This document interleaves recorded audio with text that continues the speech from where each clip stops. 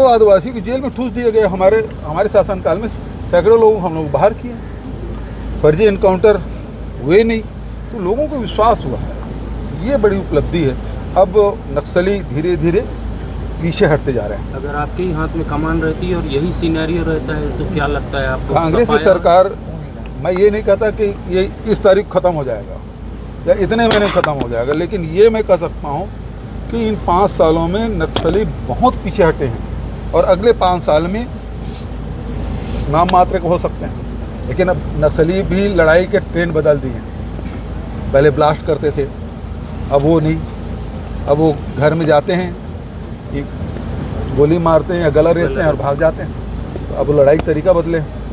तो ये कितने दिन चल पाएगा ये नहीं कह सकता, लेकिन ये है कि ताकत बहुत कम है। विधानसभा में पारित किया गया है कि ये निजी हाथों में ना जाए। यदि सरकार बेचती तो छत्तीसगढ़ सरकार खरीदने को तैयार है, लेकिन भारत सरकार ने अभी जो टेंडर प्रक्रिया अपनाई है उसमें छत्तीसगढ़ सरकार को बाहर कर दिया गया है। और सुनने में आ रहा है कि प्रधानमंत्री जी लोकार्पण करने वाले हैं। बस्तर के लोगों की भावना यही है कि ये संपत्ति है वो सार्वजनिक क्षेत्र में ही रहे, निजी हाथों में ना जाए। और बस्तर के लोगों की भावना के अनुरूप ही हमने छत्तीसगढ़ में विधानसभा में पारित किया था। अब भारत सरकार से मैंने अनेक मंचों में ये कहा कि ये निजी हाथों में नहीं बिकना चाहिए। ये सार्वजनिक उपक्रम में ही, चाहे एनएमडीसी चलाए, चाहे वो सेल को दे दें, जिसको अनुभव है उनको दे दे तो चलाएँगे। भिलाई स्टील प्लांट तो है ही बगल में, वहाँ इंजीनियर, अनुभवी इंजीनियर हैं, उसका लाभ लें, उनको दे दें तो बढ़िया से रन करेगा। आदिवासी शुरू से मांगते रहे, उसका एक्सप्लॉइट किए। लेकिन जब हमारी सरकार ने लोहांडीगुड़ा में ज़मीन वापसी से लेके लघु वनोपज के समर्थन मूल्य में और खरीदी की व्यवस्था, जैसे तेंदुपत्ता 2500 से बढ़ाकर 4000 और 67 प्रकार के लघु वनोपज की खरीदी और उसका वैल्यू एडिशन, तो लोगों को रोज़गार से हम लोगों ने जोड़ा।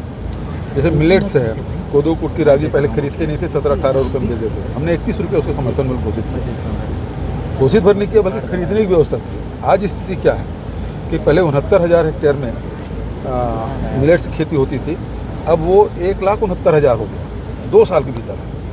तो उत्पादन भी बढ़ा, कीमतें भी अधिक मिली है लोगों के, तो खेती की तरफ रुझान भी बढ़ा है। जहाँ हमने ऋण माफ़ी किया और वहाँ समर्थन मूल्य में खरीदी और राजीव गांधी किसान न्याय योजना, तो लोगों की जेब में पैसा जाना शुरू हुआ। तो अब लोग मुख्य धारा में लौटे हैं, सड़कें भी बनी हैं, स्कूल भी बने हैं, हाट बाज़ार क्लिनिक योजना के माध्यम से इलाज भी हो रहे हैं। अब आधुनिक मशीनें यहाँ लग गई। जो लोग यहाँ से बाहर इलाज कराने जाते थे, अब पड़ोसी राज्य के लोग यहाँ आना शुरू कर दिए। और उसी प्रकार से देखिए खेती किसानी में भी बड़ा परिवर्तन बस्तर में आप देखेंगे। पहले सब्जी बाहर से लोग लाते थे, अब बस्तर के से जो किसान उत्पादन कर रहे हैं सब्जियाँ, अब वो बाहर जा रहे हैं। तो बड़ा परिवर्तन आया है। और इसी कारण से ये जो अधिकार देने की बात थी, फॉरेस्ट राइट एक्ट के तहत अधिमान्यता पत्र देने की बात थी, वो सब हम लोगों ने किया है। उसका बड़ा प्रभाव पड़ा है। तो नरवा गरवा घुरवाबाड़ी भी इसमें जुड़ा, तो सिंचाई की सुविधाएँ भी बढ़ी है, जंगल में उनका अधिकार भी हुआ है।